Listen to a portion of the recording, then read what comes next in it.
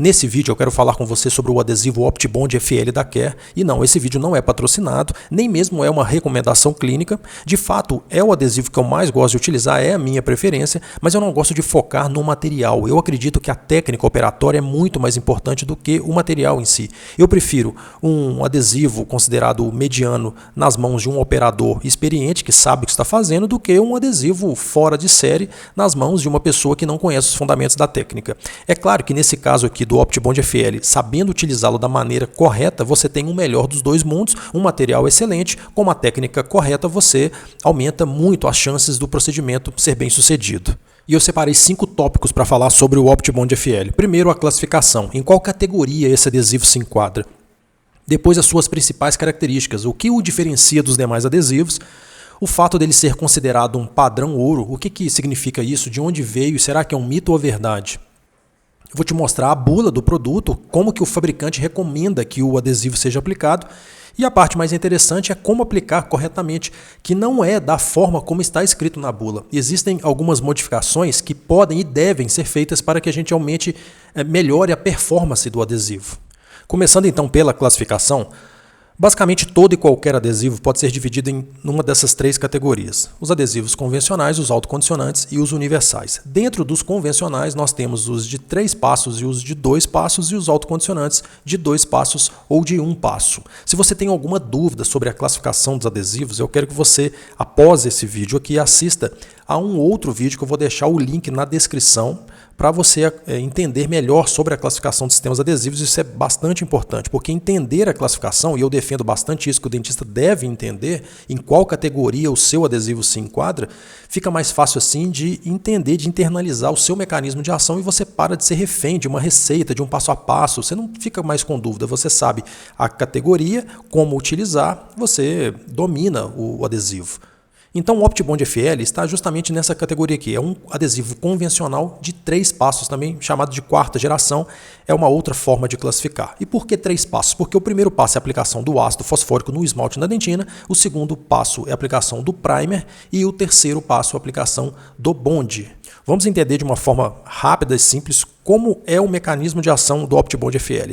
Como ele tem o primeiro passo inicial, é a aplicação do ácido fosfórico, o que o ácido faz no esmalte? Após a aplicação de um tempo em torno de 30 segundos, cria-se um padrão de condicionamento, forma-se várias irregularidades na superfície do esmalte, aumenta-se a energia de superfície e isso torna esse substrato, o esmalte, mais ávido para receber o adesivo. O adesivo consegue se molhar mais facilmente após o condicionamento ácido. Antes de condicionar, praticamente é um tecido inerte que não interage muito bem com o adesivo. Na dentina, ocorre um fenômeno diferente. Existe a remoção de uma grande quantidade de mineral, mas aqui há uma exposição de muita fibra colágena. A fibra colágena que estava protegida justamente pelo mineral, pela hidroxiapatita, agora ela está exposta. E nesse momento, após a aplicação do ácido fosfórico na dentina, ocorre inclusive uma diminuição da energia de superfície da dentina. Isso é um problema num primeiro momento que será parcialmente restaurado, contornado pela aplicação do primer. Então, como eu vinha dizendo, existe uma remoção da hidroxiapatita e a exposição de fibras colágenas. Eu vou mostrar num esquema bastante simplificado, representando aqui fibras colágenas que estavam revestidas pela hidroxiapatita e após a aplicação do ácido fosfórico, perde-se o mineral, as fibras colágenas são expostas e nos espaços entre as fibras, chamados de espaços interfibrilares, há a presença de água, que nesse momento não pode haver muita água e nem tampouco a dentina pode estar excessivamente seca, ressecada. O próximo desenho mostra o início da aplicação do primer, ele é carreado por solventes. Ele penetra nesses espaços interfibrilares, desloca a água e após a etapa de evaporação de solventes nós temos essa situação dos monômeros resinosos presentes no primer, agora permeando as fibras colágenas, criando a condição para que o bond penetre nesses espaços e se copolimerize com os monômeros que estavam presentes no primer. Nesse momento, então, quando nós temos os monômeros do sistema adesivo revestindo as fibras colágenas, temos a formação da camada híbrida. Esse, portanto, é o mecanismo de ação do OptiBond FL e de qualquer outro adesivo que seja enquadrado na mesma categoria dele. Portanto, já vimos sobre a classificação, vamos passar para as principais características do OptiBond FL. E a empresa nos informa que as indicações que recaem sobre restaurações diretas, laminados cerâmicos, núcleos de preenchimento. Basicamente, um adesivo tão versátil quanto os demais, só não vai ser aplicado no caso de cimentação de retentores intrarradiculares, por ser um material exclusivamente fotoativável. A Quer informa que é o primeiro adesivo fotopolimerizável do mercado e o primeiro de condicionamento total a liberar flúor. A apresentação basicamente é o que nós vimos, é um adesivo de 4ª geração, e aqui uma característica bastante importante e o que diferencia esse adesivo de praticamente todos os outros disponíveis no mercado é a grande quantidade de carga, 48% de carga por peso, e tem uma implicação prática essa adição de carga que torna o OptiBond FL com uma espessura de película bem maior do que de todos os outros adesivos. E o sistema de solventes basicamente é água e etanol. Eu acho isso bastante interessante, comparando com adesivos que possuem acetona como solvente e não o etanol. Esses adesivos com acetona são um pouco mais críticos no momento da aplicação. O grau de umidade da dentina é um pouquinho mais crítico para esses adesivos. Agora, os à base de etanol, você tem uma certa liberdade, ou seja, a dentina um pouquinho mais seca, um pouquinho mais úmida, não vai interferir tanto na performance do adesivo, desde, claro, que ele seja aplicado da forma correta. Nós já vamos ver logo na sequência. Outra característica do OptiBond FL que eu adicionaria aqui é a presença do monômero GPDM. Ele é um monômero da Quer que tem uma afinidade pela estrutura dentária, faz uma união química, mas de fato o principal mecanismo de ação desse adesivo é por meio de retenção micromecânica. E outra característica é uma alta radiopacidade. Isso é bastante favorável no momento de visualizar radiografias, fica mais fácil com um adesivo que é bastante radiopaco, como é o OptiBond FL. Nessa imagem você vê sendo dispensada uma gota do Bond, que é o segundo frasco do OptiBond, né, o adesivo propriamente dito. Veja a viscosidade desse material em função da sua grande quantidade de carga. E nessa imagem eu removi restaurações metálicas deficientes, fazendo elevação de margem profunda e selamento dentinário imediato. E veja que após o procedimento é interessante pedir uma radiografia quando você executa a elevação de margem e a gente consegue ver a linha exata do adesivo pela sua alta radiopacidade. Falando em selamento dentinário imediato, se você tiver interesse de entender mais sobre esse assunto, eu vou deixar aqui na descrição desse vídeo um link que você pode acessar um livro que eu escrevi chamado Selamento Dentinário Imediato e Resin Coating. Vamos seguindo então, passamos pelas principais características, vamos agora entender do que se trata esse termo padrão ouro e como ele se relaciona ao OptiBond FL. Padrão ouro ou Gold Standard é uma técnica ou é um material que se mostrou superior aos demais, aos seus similares, aos seus concorrentes. E de onde surgiu essa designação do OptiBond FL como um padrão ouro? A partir de trabalhos, de pesquisa. Esses aqui são os principais artigos, mas fundamentalmente é essa publicação de 2012 de um grupo de pesquisa importante, liderado pelo professor Bart van Meerbeek, da Bélgica.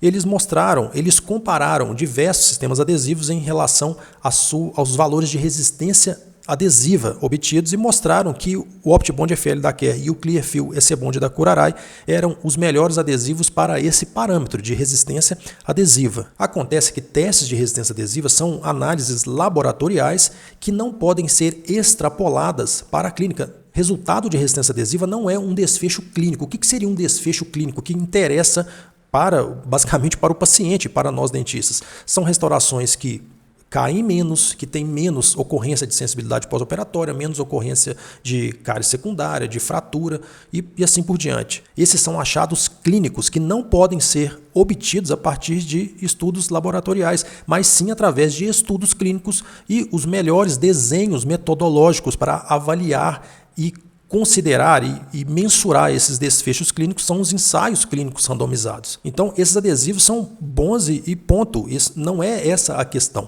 A questão é rotular esses materiais como sendo padrão ouro a partir de pesquisas laboratoriais. E esse artigo, cujo título é o seguinte: desafiando o conceito de que o OptiBond FL e o Clearfield EC-Bond em lesões cervicais não cariosas são adesivos padrão ouro, uma revisão sistemática e meta-análise. É uma publicação de 2021 e os autores são bem claros. Eles dizem, se esses materiais são padrão ouro, eles deveriam ser melhores do que as outras marcas de adesivo. Então o objetivo do trabalho foi avaliar se as evidências provenientes de ensaios clínicos randomizados sustentam a designação desses produtos como materiais padrão ouro. E a pergunta clara deixada pelo artigo, levantada pelo artigo, é a seguinte: as taxas de retenção de restaurações de resina composta em lesões cervicais não cariosas ao usar adesivos considerados padrão ouro são maiores do que aquelas obtidas com outras marcas de adesivos? No final das contas é o que importa. Esses materiais, eles promovem restaurações com maior longevidade? E uma das formas de atestar a eficácia de um adesivo na clínica é em restaurações do tipo de lesões cervicais não cariosas, que são basicamente aquelas que não têm retenção mecânica e que a retenção da restauração no dente é baseada somente em adesão. E eu retirei só alguns pontos mais importantes do artigo. Os autores dizem, com base nos ensaios clínicos randomizados disponíveis analisados nessa revisão sistemática, existem adesivos cujo desempenho é semelhante ao dos atualmente considerados adesivos padrão ouro. E não temos evidências a partir dos ensaios clínicos randomizados disponíveis que compararam o OptiBond FL ou o Clearfiel EC Bond usados em lesões cervicais não cariosas para apoiar o conceito amplamente difundido de que esses adesivos são melhores do que outras marcas concorrentes disponíveis no mercado. Os autores não querem dizer que esses dois adesivos, o OptiBond FL e o Clearfiel EC Bond, não são bons, de jeito nenhum. São materiais excelentes. A questão aqui é de onde você está retirando os dados para fazer uma recomendação clínica. Não pode ser a partir de estudos laboratoriais. E além disso, quando a gente vai para a clínica, pega os ensaios clínicos randomizados, não existe uma diferença significativa de superioridade desses materiais. Na sequência, vimos então sobre padrão ouro. Vamos ver a bula, as recomendações do fabricante. Eu recortei das instruções somente o passo a passo porque as informações nós já acabamos de ver. Eu quero discutir alguns pontos. Antes de continuar, eu vou te convidar a se inscrever no canal, curtir esse vídeo. Se você gosta de assuntos como esse, aqui no canal a gente fala muito sobre odontologia restauradora adesiva, sobre utilização de materiais, muitas dicas importantes, principalmente para quem está começando. Então eu já te convido, clica aí para se inscrever, não custa nada, você ajuda a divulgar as informações que nós trazemos aqui. O início então é a aplicação do ácido fosfórico no esmalte na dentina por 15 segundos. Aqui o fabricante fez um protocolo ali de 15 segundos para os dois substratos, mas nós sabemos que 15 segundos é o mínimo do esmalte e realmente é o máximo da dentina. Você deveria focar ali num tempo de 10, 15 segundos na dentina para que não ultrapasse esse tempo máximo, ok? Na sequência, ele diz: aplique o material na superfície do esmalte da dentina com leves movimentos de fricção por 15 segundos.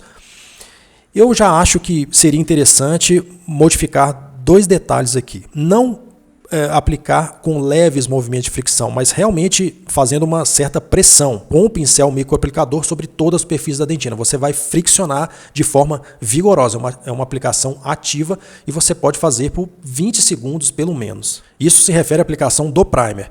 E na sequência, após a aplicação, ele não sugere aqui que seja feita uma nova aplicação, uma outra camada, e é bastante interessante você aplicar o primer uma segunda vez. Você aplica, como eu descrevi, fazendo uma pressão vigorosa, remove os excessos, aplica novamente, remove os excessos mais uma vez e assim partimos para a etapa de evaporação de solventes. Ele chama aqui SEC, com jatos de ar por 15 segundos, por 5 segundos. 5 segundos é muito pouco tempo, você deveria estender. Existem trabalhos mostrando que quando você estende o tempo de evaporação de solventes para mais de 20, 30 segundos, você tem uma efetividade, uma eficácia maior na remoção dos solventes e você favorece a formação de uma camada híbrida mais estável. Bom, isso foi a aplicação do primer. Na sequência, já na aplicação do bond, ele diz para espalhar até as margens para afinar por meio de leve aplicação de ar. Então, aplicar o adesivo e espalhar com um jato de ar. Não é interessante fazer isso aqui. Eu acho que você acaba empurrando o adesivo para os ângulos internos da cavidade, fica muito fino em algumas áreas, muito espesso em outras.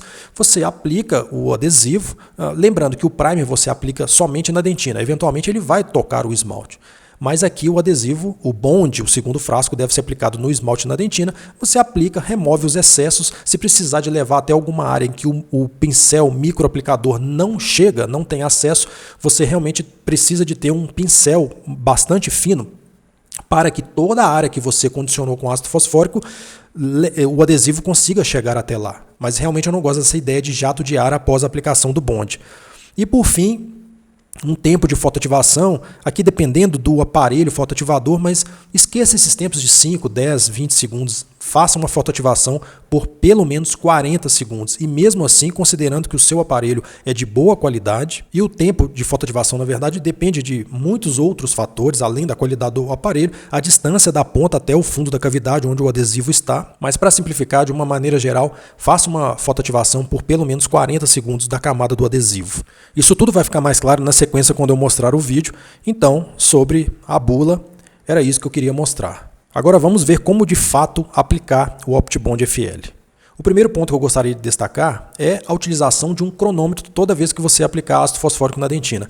No esmalte não há grandes preocupações de você deixar de 30, 40, até 50 segundos, não há problema, mas na dentina deixar mais do que 15 segundos pode realmente ser um problema para essa técnica de condicionamento total. Portanto, eu gosto de utilizar um cronômetro, primeiro eu disparo e depois eu começo a aplicação do material. E num primeiro momento eu estou apenas dispensando um pouco do ácido numa gaze para não ocorrer aquela explosão do ácido devido à inércia do êmbolo.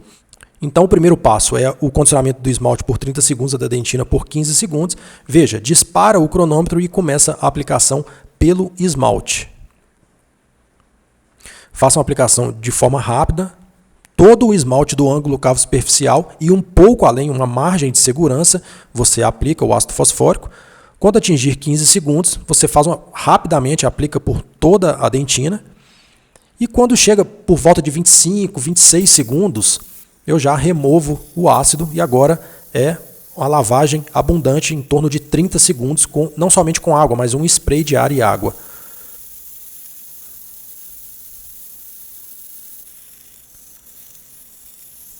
O próximo passo, após a lavagem do ácido, você vai secar o esmalte e a dentina.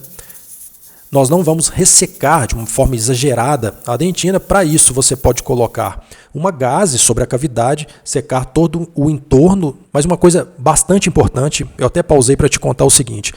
Existe a ideia de que a adesão para esse tipo de técnica de condicionamento total é chamada de adesão úmida. Nós temos isso há muitos anos já da literatura. Veja bem, a literatura já desmistificou que a adesão úmida é um pré-requisito para uma boa adesão. Isso não significa que você vai ressecar de forma exagerada a dentina. Não há nenhum benefício de fazer isso.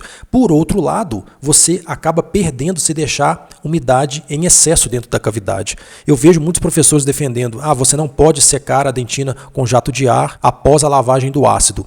E o que ocorre é que muitos dentistas acabam deixando mais água do que deveria, e essa água vai competir com o adesivo. Então, principalmente para aqueles adesivos cujo solvente é a base de etanol, você não precisa se preocupar. Mais uma vez, você não vai fazer um ressecamento da dentina, mas um jato de ar não há grandes problemas para isso. A forma como você aplica o primer é que vai fazer uma grande diferença no resultado final. Além de, claro, de outros elementos, como uma boa fotoativação, mas quando você faz uma aplicação vigorosa, isso é mais importante do que o grau de umidade da dentina. Na dúvida, eu prefiro deixar um pouquinho com menos água. Eu já vi em clínicas, eu já dei aula em especialização e aperfeiçoamento em dentística, no momento de aplicar o primer, o aluno com uma quantidade muito grande de água dentro da cavidade. Isso é um problema enorme. Bom, de toda forma, eu protegi a cavidade num primeiro momento para secar todo o entorno do dente, fazendo aqui uma aplicação de jato de ar, não diretamente nesse momento sobre a cavidade, mas de uma forma mais horizontal,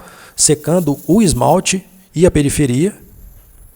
E você pode fazer a remoção desse excesso de água com uma ponta aspiradora, um sugador fino, descartável. Já partindo para a aplicação do primer, dispensa uma gota no casulo, abra o frasco somente antes de utilizar, feche imediatamente, faça a aplicação de forma vigorosa, uma aplicação ativa, esfregando por toda a dentina, não precisa aplicar o primer no esmalte. Claro que vai tocar o esmalte, não há grandes problemas, mas a aplicação do primer é para a dentina. Você leva uma quantidade generosa de primer, massageia com força essa dentina e remove os excessos. Veja que eu levo o microbrush na cavidade, volto para a gaze, aperto, levo o microbrush novamente porque ele vai remover os excessos. E agora vou partir para uma segunda aplicação, principalmente em cavidades assim com grande quantidade de dentina exposta, pelo menos 2 camadas é o interessante fazer. Mais uma vez aplicando da mesma forma, de forma ativa, esfregando sobre a dentina. você vai remover os excessos, que pode ser como eu mostrei, pode ser também com a ponta aspiradora. Removendo o excesso do primer, e eu quero fazer uma pausa aqui para te mostrar, para te falar que o importante da visualização da cavidade após a remoção do excesso do primer é que você enxergue uma dentina que apresenta um certo brilho, mas não haja poças do primer dentro da cavidade. Então, removendo o excesso, mas antes de aplicar o bond, nós temos que fazer a etapa fundamental, que é de evaporação dos solventes. As bulas normalmente falam tempos, a maioria delas 5 segundos, mas você vai fazer por no mínimo 20 segundos. Certifique-se que não está saindo absolutamente nada de água e óleo da seringa. Você faz essa aplicação do jato de ar, uma pressão leve, um pouco mais próximo da cavidade, ou se não, uma pressão mais forte, mas com um afastamento maior, em torno de 20 centímetros. E como eu disse, estenda esse tempo de evaporação por 20, 30, 40 segundos, se for possível. Na sequência, a aplicação do bond. Um detalhe interessante aqui é que o fabricante diz que para você utilizar o mesmo pincel aplicador. Primeiro você utiliza no primer e depois você, com o mesmo pincel, você vai para o bond para fazer a aplicação. Você só não pode, segundo o fabricante, voltar do bond para o primer. Eu jamais utilizei apenas um microbrush para fazer a aplicação do OptiBond FL, mesmo que o fabricante diga que não há problema, me causa uma certa aflição utilizar um microbrush só. Então eu utilizo um para o primer e um para o bond. Agora, a aplicação do bond não precisa ser de forma vigorosa, você vai espalhar sobre toda a dentina e o esmalte. E da mesma forma que nós removemos o excesso do primer, vamos remover o excesso do bond antes da fotoativação. Da forma que eu gosto mais de fazer, com o próprio pincel aplicador, você tira o excesso na gaze, volta para a cavidade, e fazendo aqui, portanto, o último passo do sistema adesivo, que é a fotoativação. E como eu disse agora há pouco, faça por pelo menos 40 segundos. E um outro detalhe, dependendo do tamanho da cavidade e se o diâmetro da ponta do seu fotoativador for reduzido, você deve fazer mais de um ponto de fotoativação, cada um com 40 segundos. Finalizamos então a fotoativação e vimos como aplicar corretamente o OptiBond FL. Espero que você tenha gostado, aproveitado esse vídeo. Reveja se você tem dúvida, pegue papel e caneta, anote, veja quantas vezes for necessário, compartilhe com algum colega que você sabe que vai gostar. E é isso aí, eu te encontro no próximo vídeo.